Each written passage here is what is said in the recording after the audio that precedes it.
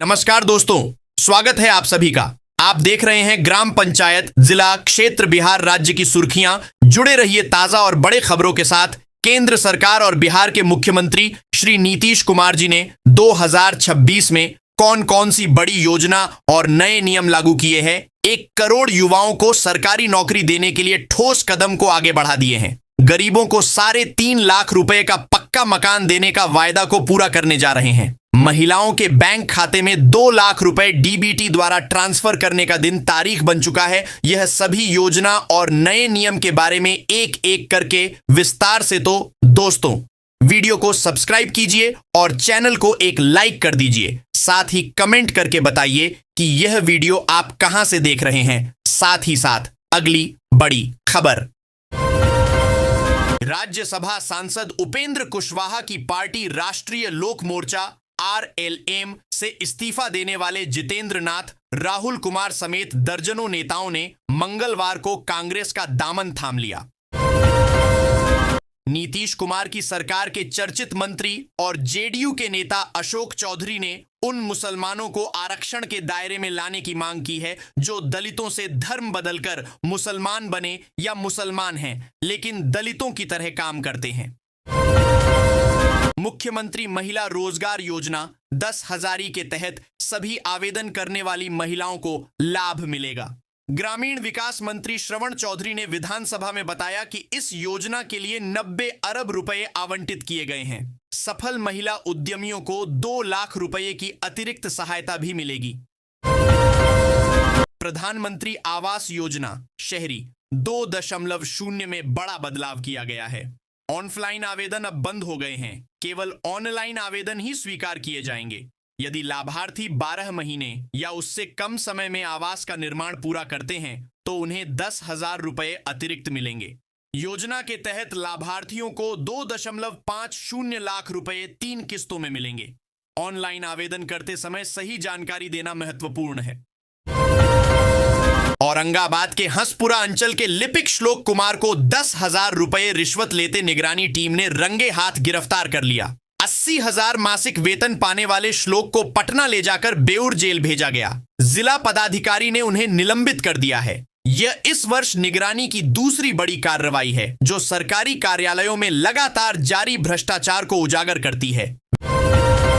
विशेष निगरानी इकाई ने मुजफ्फरपुर में अनुमंडल कृषि पदाधिकारी हिमांशु कुमार और उनके ड्राइवर रामबाबू राय को 50,000 रुपए रिश्वत लेते रंगे हाथ गिरफ्तार किया। यह गिरफ्तारी खाद दुकान के लाइसेंस रद्द करने की धमकी देकर रिश्वत मांगने के आरोप में हुई। एसवीयू ने शिकायत के बाद गुप्त जांच की और आरोप सही पाए जाने पर जाल बिछाकर दोनों को पकड़ा। भ्रष्टाचार के खिलाफ यह कार्रवाई जारी रहेगी। बिहार में 400 मीटर दौड़ के लिए एक अत्याधुनिक एथलेटिक अकादमी स्थापित की जाएगी। एथलेटिक्स फेडरेशन ऑफ इंडिया की कार्यकारी समिति की बैठक में यह निर्णय लिया गया, जिसमें बिहार राज्य खेल प्राधिकरण के महानिदेशक रविंद्रन शंकरन शामिल हुए। अंजू बॉबी जॉर्ज की अध्यक्षता में एक उच्च स्तरीय समिति प्रतिभाओं की पहचान करेगी। प्रशिक्षण को सुदृढ़ करने के लिए state specific coach development programme भी चलाया जाएगा। संसदीय कार्य मंत्री विजय कुमार चौधरी ने बिहार में पत्रकारों की पेंशन शर्तों पर स्पष्टीकरण दिया। उन्होंने बताया कि अन्य राज्यों की तरह 20 साल की सेवा अनिवार्य है, जिसमें टीडीएस और पीएफ सेवा का प्रमाण है। बिहार सरकार अन्य राज्यों की तुलना में बेहतर पेंशन और पारिवारिक पेंशन प्रदान करती है। विधायक अजय कुमार के सवाल पर मंत्री ने कहा कि संख्या की कोई सीमा नहीं है, लेकिन न्यूनतम सेवा अवधि आवश्यक है।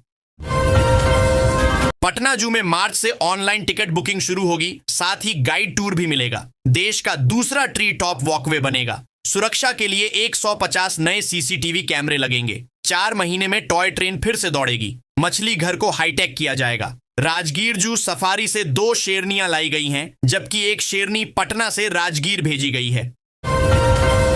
पटना में सभी कोचिंग संस्थान अब सख्त निगरानी में रहेंगे।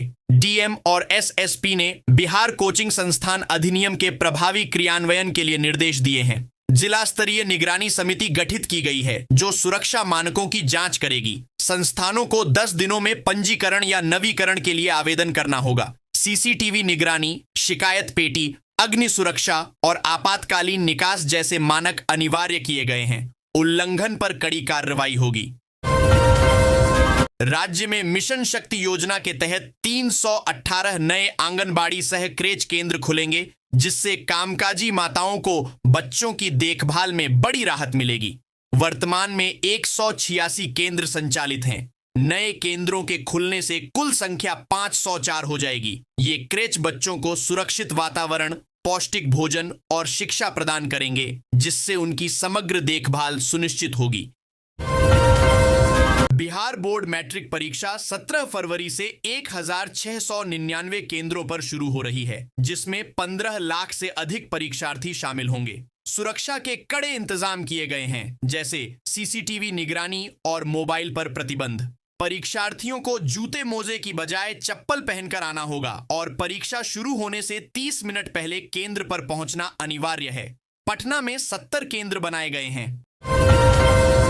शुभम कुमार ने जेईई मेन 2026 में 100 परसेंटाइल हासिल कर बिहार में टॉप किया और ओमल इंडिया रैंक 3 प्राप्त की। उनकी इस असाधारण उपलब्धि के लिए बिहार विधानसभा में विशेष रूप से बधाई दी गई। साधारण परिवार से आने वाले शुभम की सफलता को राज्य के लिए गौरवपूर्ण बताया गया। संसदीय कार्य मंत्री ने इसे बिहार के छात्रों के लिए प्रेरणादायक बताया, जो राष्ट्रीय स्तर पर अपनी प्रतिभा दिखा रहे हैं।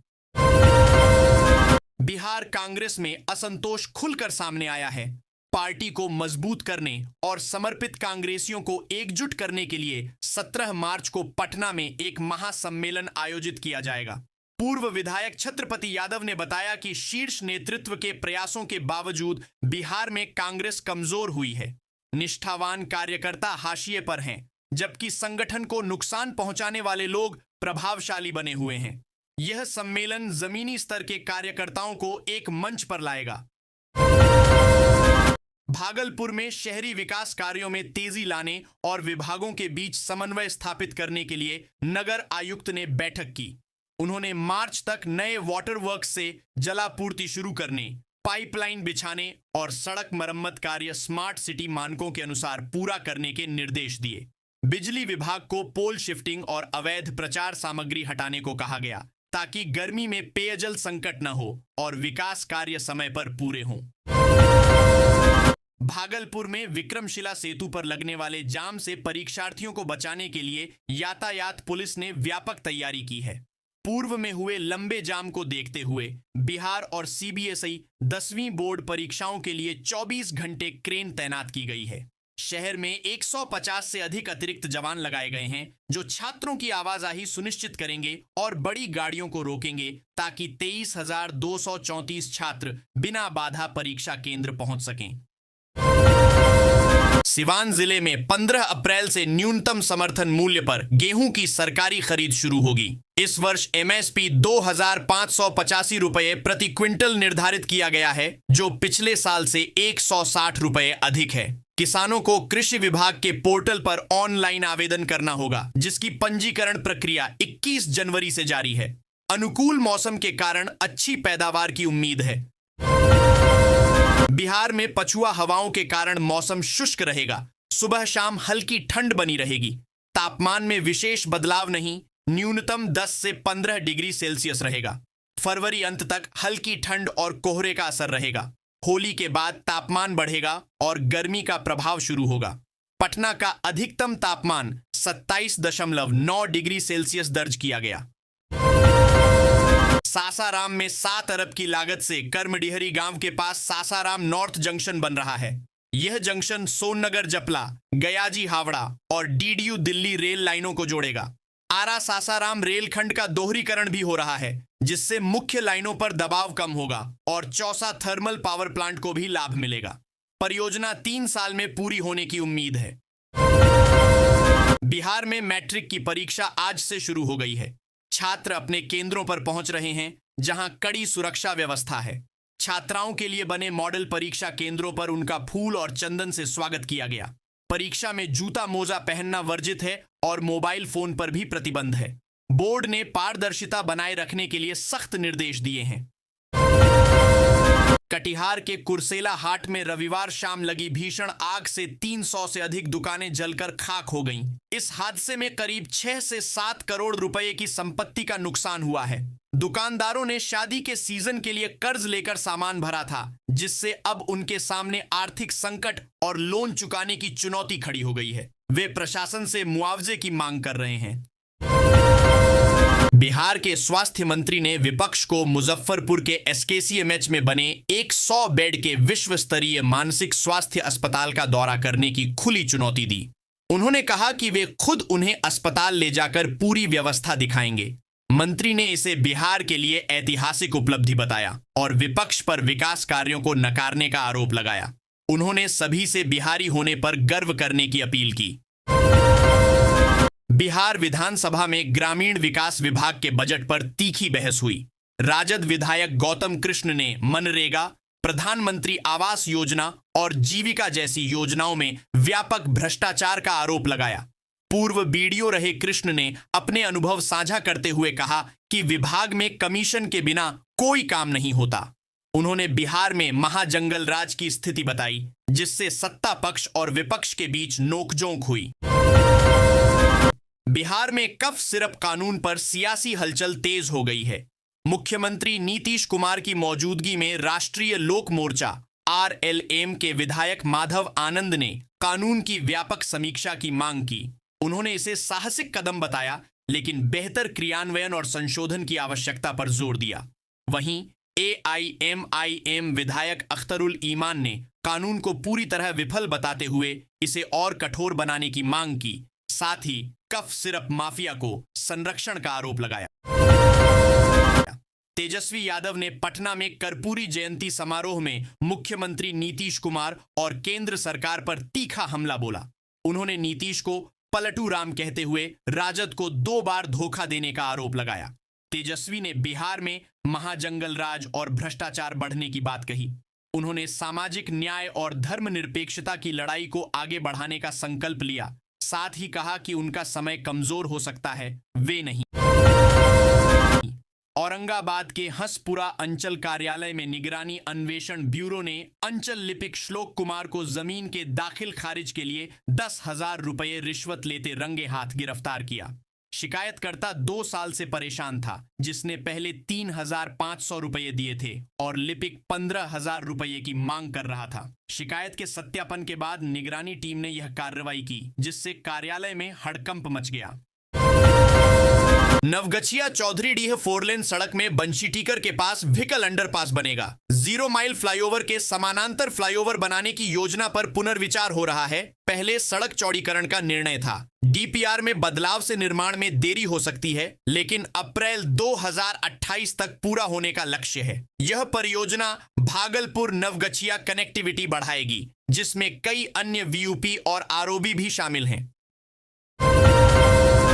बिहार कृषि विश्वविद्यालय सबौर में 18 से 20 फरवरी को राष्ट्रीय सम्मेलन होगा। इसमें छत्तीसगढ़ के डॉक्टर राजाराम त्रिपाठी अपना नेचुरल ग्रीन हाउस मॉडल साझा करेंगे, जिससे सैकड़ों किसानों की आय बढ़ी है। एग्री ड्रोन से मिट्टी जांच का लाइव डेमो भी होगा।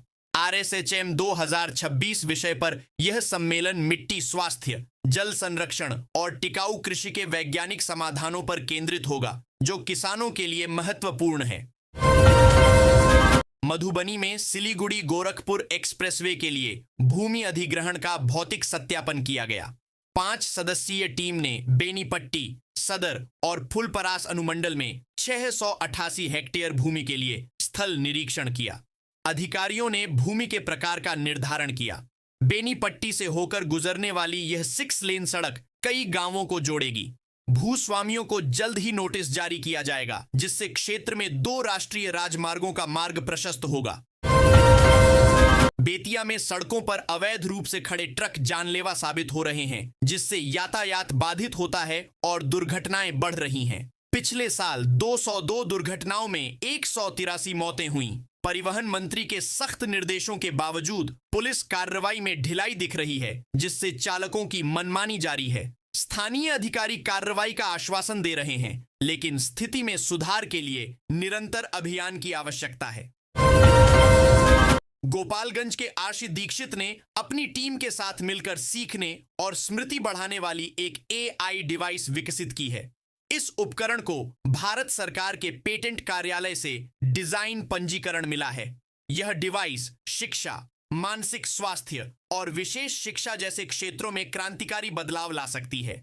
आरशी की यह उपलब्धि उनके विश्वविद्यालय के शोध उन्मुख वातावरण और टीम के अथक परिश्रम का परिणाम है। भारतीय अंडर 19 क्रिकेटर वैभव सूर्यवंशी ने CBSE 10वीं बोर्ड की परीक्षा नहीं दी। समस्तीपुर के पोदार इंटरनेशनल स्कूल के प्रिंसिपल ने उन्हें अनुपस्थित मार्क किया। क्रिकेट प्रतिबद्धताओं के कारण वैभव परीक्षा की तैयारी नहीं कर पाए और उनका पूरा ध्यान फिलहाल क्रिकेट पर है। उन्होंने इस बार बोर्ड परीक्षा छोड़ने का फैसला किया है। लखीसराय पुलिस ने जिले के टॉप 10 फरार अपराधियों की सूची जारी की है।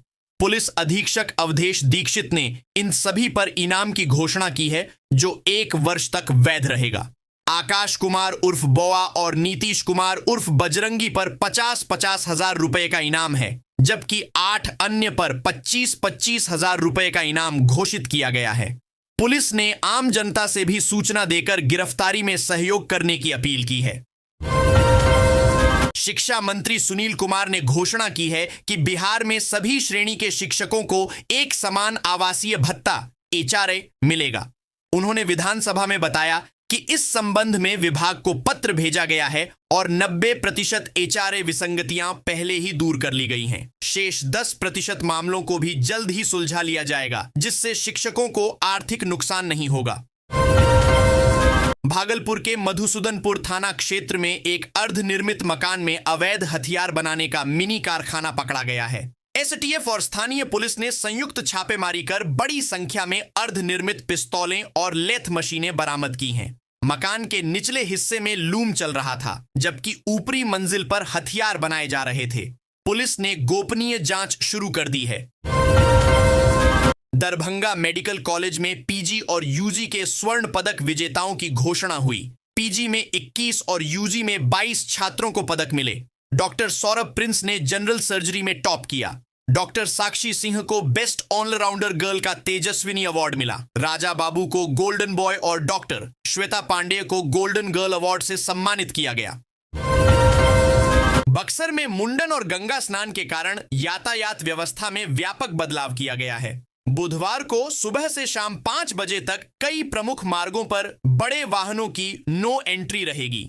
4 पहिया, ई-रिक्शा और ऑटो के लिए वैकल्पिक मार्ग व पार्किंग की व्यवस्था की गई है। आवश्यक सेवाओं को छूट मिलेगी। ज्योतिषियों के अनुसार 2026 में होली 6 वर्षों में सबसे पहले 4 मार्च को मनाई जाएगी। अधिक मास और 3 मार्च को चंद्र ग्रहण के कारण पर्व की तिथि में बदलाव हुआ है।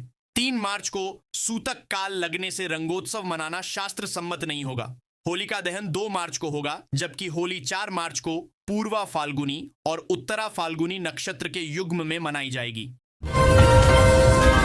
बिहार पुलिस अवर सेवा आयोग BPSSC ने मद्य निषेध अवर निरीक्षक के 28 पदों पर आवेदन मांगे हैं।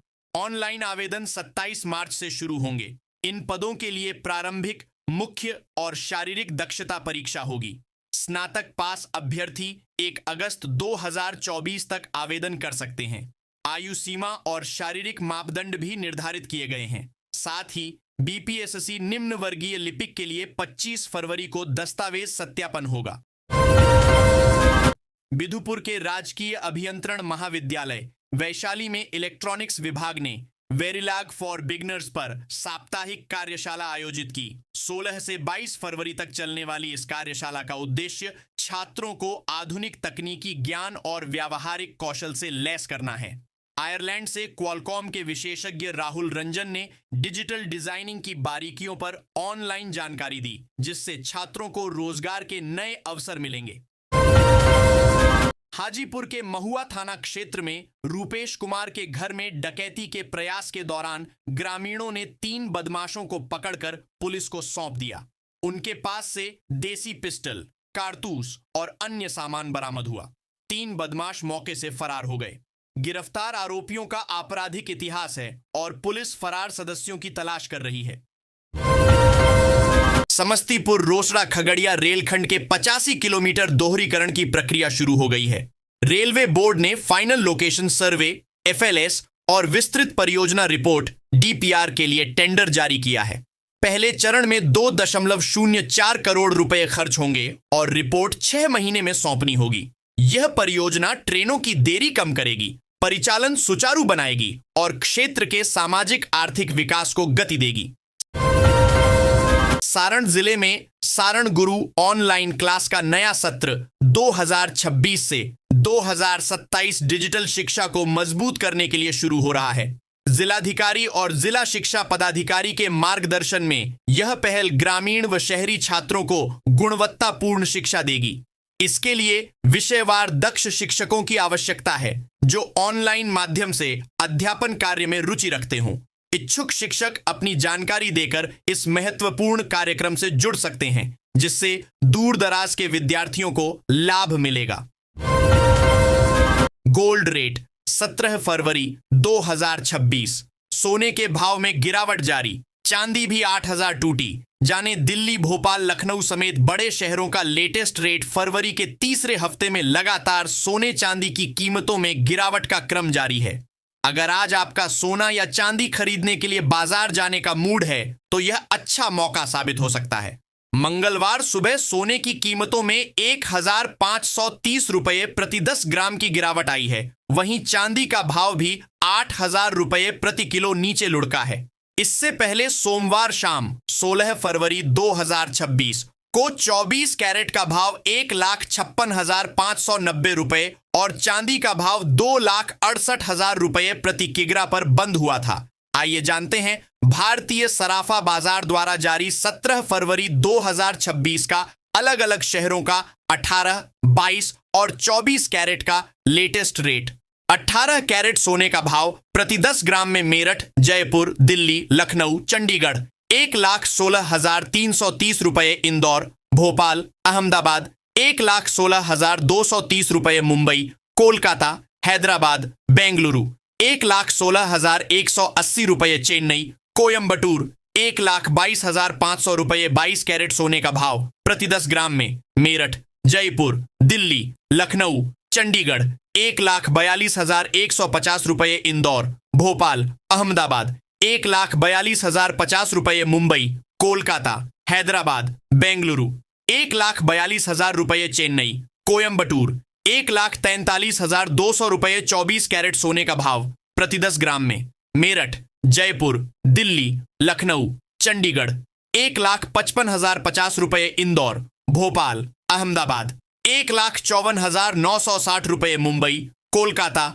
हैदराबाद, बेंगलुरु 1,54,910 रुपये, चेन्नई, कोयंबटूर 1,56,220 रुपये। दक्षिण भारत के कुछ शहरों में स्थानीय प्रीमियम / मेकिंग / डीलर मार्जिन के कारण अंतर। प्रमुख शहरों का चांदी का भाव 10 ग्राम 2,600 रुपये 100 ग्राम, 26,000 रुपये 2,60,000 रुपये प्रति किलोग्राम। दिल्ली, मुंबई, पुणे, नागपुर, जयपुर, लखनऊ, अहमदाबाद, कोलकाता, भोपाल और इंदौर 2,65,000 रुपये प्रति किलोग्राम। चेन्नई, मदुरई, हैदराबाद, विजयवाड़ा, विशाखापत्तनम और केरल। दक्षिण भारत के राज्यों के भाव में मेकिंग चार्ज, डीलर प्रीमियम / स्थानीय शुल्क, परिवहन लागत और मांग के चलते कीमतों में बढ़त बनी है।